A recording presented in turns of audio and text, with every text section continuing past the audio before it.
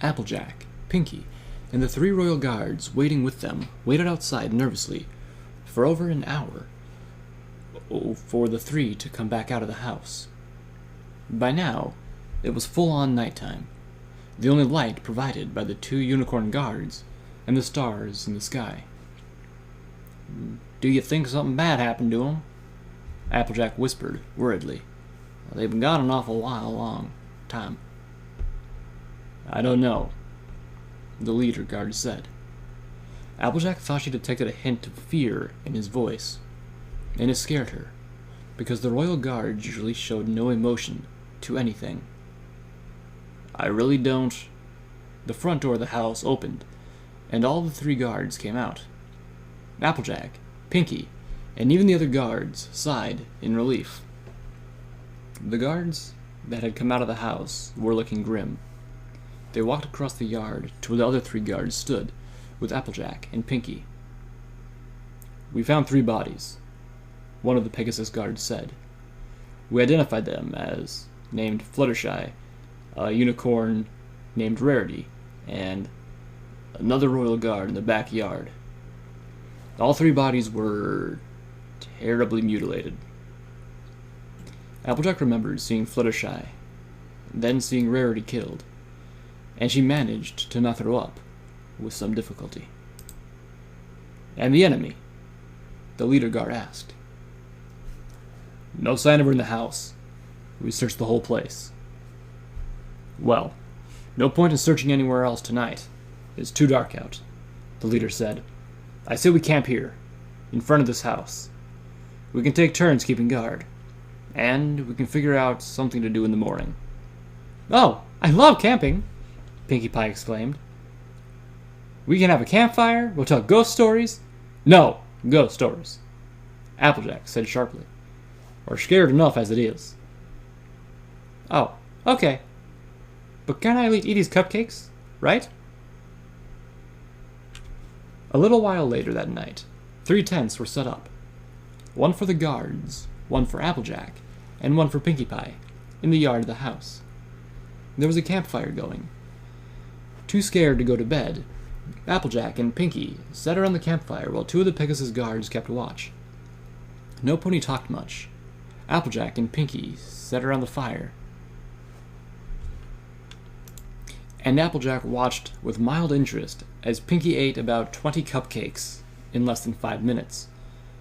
Applejack still couldn't figure out how that pony had fit so much stuff in her pack, or her stomach, for that matter. But then again, she reminded herself, there was a lot of things about Pinky she couldn't figure out.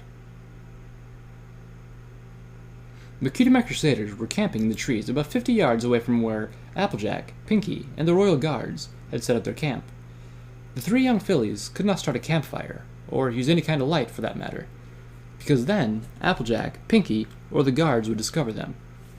They just sat on their sleeping mats outside and talked in whispers, mostly about why there were royal guards with Applejack and Pinky, and if they were on some kind of mission for Princess Celestia. Scootaloo grew bored after a while, and she was the first to fall asleep.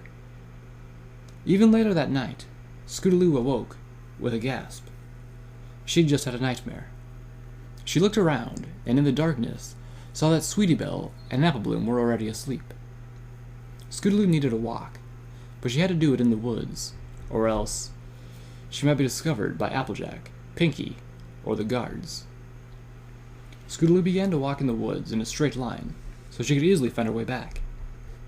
Still, she was scared, and she was jumping at small noises. After 5 minutes of walking, she realized how deep in the woods she was, and turned around to go back. Scootaloo froze. That was the sound of a hoof breaking a dry twig. And it wasn't her. Crunch, crunch. The sound of footsteps nearby, walking over fallen leaves. Badly scared now, Scootaloo began to trot quickly back in the direction she had come from, but the footsteps followed, out of sight. "Some pony help me!" Scootaloo tried to yell, but her voice came out as a weak whimper. Terrified, Scootaloo sped up until she was running, but the footsteps sped up too. And then, a dark figure leapt out of the bushes, 10 feet in front of her. Scootaloo began to back away, too terrified to scream. Then, the figure stepped into a patch of moonlight.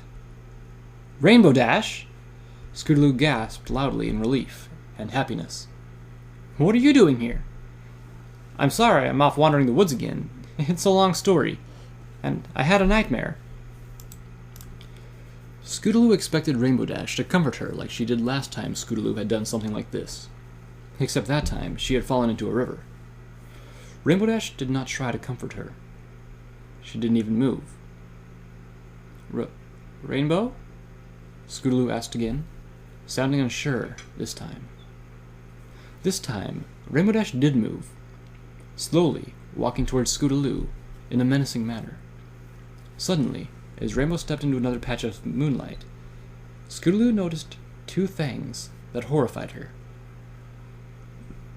The first she noticed was the crazy, maniac grin on Rainbow's face, her eyes bloodshot and glinting an evil shade of red in the moonlight.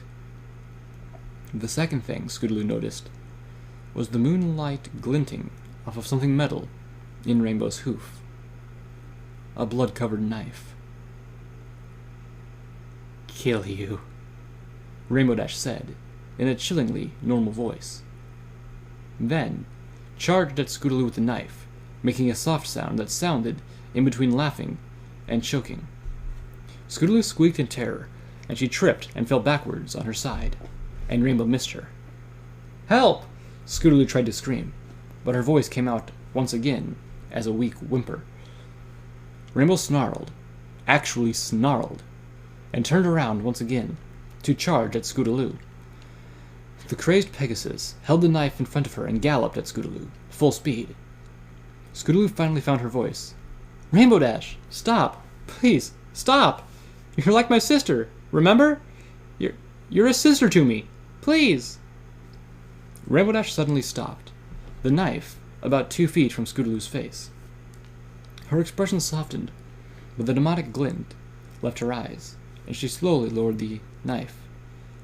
In that moment, she looked normal. Normal, but scared. Sisters? Rainbow said. "I remember Scootaloo, like my sister, a sister I never had." Scootaloo felt hope rise in her. She didn't know what had happened to Rainbow Dash, but whatever it was, she had stopped it. Scootaloo smiled, happily. "Sisters," Rainbow said again to herself. Suddenly, the blue Pegasus began to shiver violently, and she closed her eyes. When she opened them, Scootaloo gasped in horror. Rainbow's eyes were once again bloodshot and blank-looking, except for the evil glint which was held in them. Her expression changed, and she began to laugh-choke again. "Sisters, good try," Rainbow growled. "You're just like them. You're here to kill me. But I will not take any more. Oh no, I won't, because I'll kill you first." Rainbow Dash raised the knife, and Scootaloo finally was able to scream. But the scream didn't last very long. Sweetie Belle awoke early the next morning before Apple Bloom. The sun was just beginning to rise, and the sky was turning light blue. She stole a quick glance over the camp, where Applejack and the others were staying. But there was no movement there. They must have all been sleeping, except for the royal guards standing outside, keeping watch. Sweetie Belle looked around, keeping low so the royal guard wouldn't see her through the trees. She frowned. Apple Bloom was still on her mat, sleeping peacefully, but Scootaloo was gone. Where could she have gone? Sweetie Belle spotted a trail through the bushes, where some pony must have recently walked through. That was where Scootaloo was, probably eating breakfast out of sight, where the other ponies at the camp couldn't see her. Sweetie Belle thought of waking up Apple Bloom, but decided against it. She'd only begun a minute to talk to Scoots. She headed down the trail. After about 5 minutes, Sweetie Belle stopped in a puddle of something wet. She looked down at her front hoof and noticed it was bright red. She had stepped in a puddle of crimson liquid. Nervous now, Sweetie Belle looked around and saw that the puddle formed a path into some bushes. Sweetie Belle followed the path and looked in the bushes. Then she gasped in disgust and horror. Scootaloo was lying in the bushes, dead. She had been stabbed in the neck, head, and side. Her whole body was covered in blood, and her eyes were open and blank, staring at nothing. Sweetie Belle realized that Scootaloo had been stabbed further back, but that she had stumbled around alive for a bit, before veering off into the bush and dying there. And that was why there was a trail of blood. Sweetie Belle walked backwards from Scootaloo's body, trying not to throw up. She was so grossed out by what she had seen. She didn't even notice Rainbow Dash hiding on a branch in the tree above her. She never even knew what hit her when Rainbow Dash dropped from the tree, landed on top of her, and wrenched her head to one side with a sickening crack. Apple Bloom ran through the trail back to where her, Scoots, and Sweetie Belle had camped. She was sobbing and crying. She had woken up and followed the same trail that Sweetie Belle and Scootaloo had taken, and had just seen Sweetie Belle get murdered by Rainbow Dash. Apple Bloom had not been seen, and she now ran back as fast as she could. She ran because she knew that if she turned back, Rainbow Dash would be right there, ready to snap her neck. Apple Bloom tripped on a tree root and fell with a cry. She turned around, 100% sure that she would see Rainbow Dash right behind her, but there was no pony there. Sobbing in relief, she scrambled up and continued running. Applejack, Pinky, and the 6 royal guards sat outside their tents, eating breakfast. No pony talked much. They knew the grim task ahead of them, searching for Rainbow Dash and finding her, even if it meant looking all over Equestria. Applejack heard something. "Y'all hear that rustling sound? It's coming from over there," she said, motioning to the edge of the Everfree Forest on the far side of the yard. The 6 royal guards jumped up. The Pegasus guards lowered their spears, and the unicorn's horns crackled with deadly energy, ready to be released on something if necessary. The trees rustled, and Apple Bloom came running out from the forest, crying. The royal guards looked surprised, but lowered their weapons. "Apple Bloom," Applejack said in surprise, running over to her. "What in tarnation happened to you? And why the hell are you out here? You're supposed to be at home." Rainbow Dash," Applejack sobbed, ignoring Applejack's questions. She's gone crazy. Apple Bloom's dead, and I think Scoots is too." "Oh no," Applejack breathed, realizing what her sister had just said. "Wait, you found Rainbow Dash?" Pinky said. "That's great news. This calls for a—" "Don't you dare say it, Pinky," Applejack said. "Sorry," Pinkie Pie said meekly. "Show me where, sis," Applejack said. Sobbing some more, Apple Bloom motioned for them to follow her. Then she started walking. Applejack and Pinkie Pie followed more closely by the royal guards. This is the place, y'all," Apple Bloom said. She closed her eyes so she wouldn't have to see the bodies of her friends. "Mother of Celestia," Applejack said in horror, looking up at a tree. Is that Sweetie Belle up there?" Sweetie Belle's neck was broken, but Rainbow Dash hadn't been done.